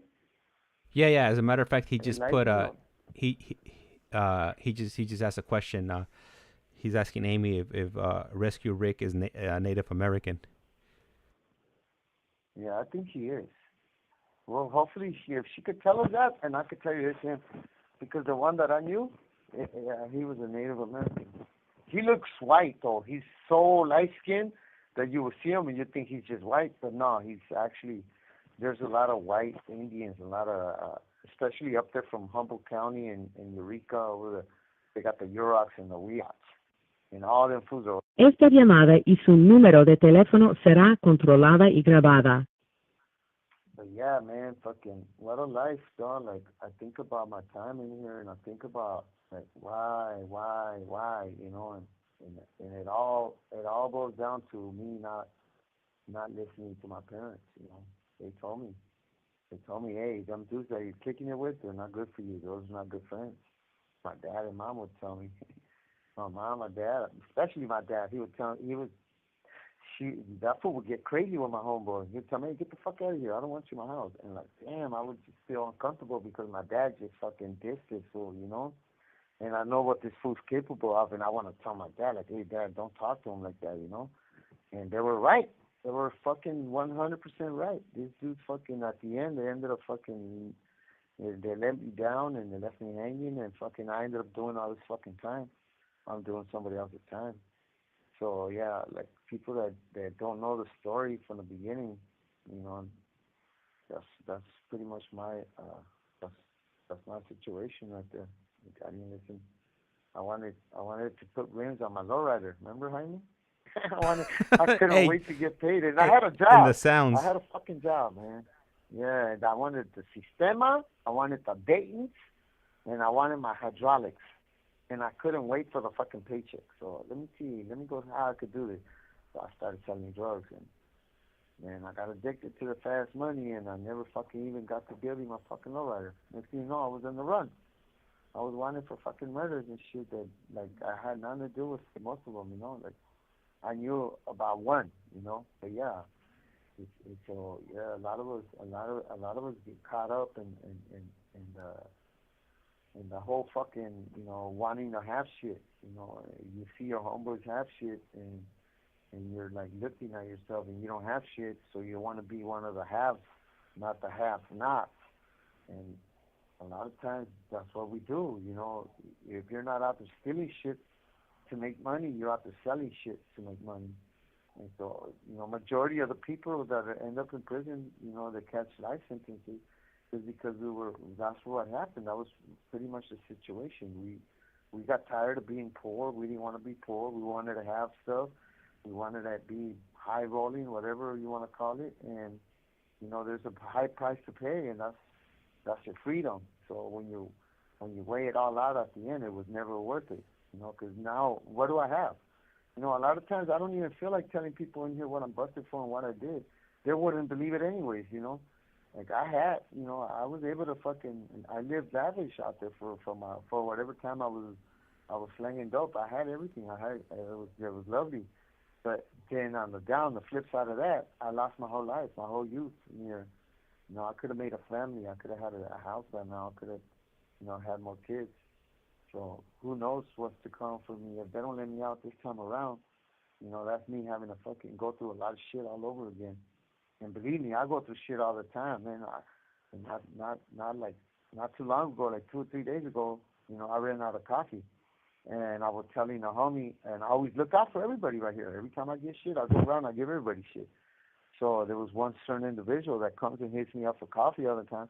And I always hook them up. We call it lids. We give them a lid of coffee, which is we unscrew the top of the jar, and we fill up the lid. That's called the lids. Lids usually go for $1, $2. I would give them like 4 or 5 for free.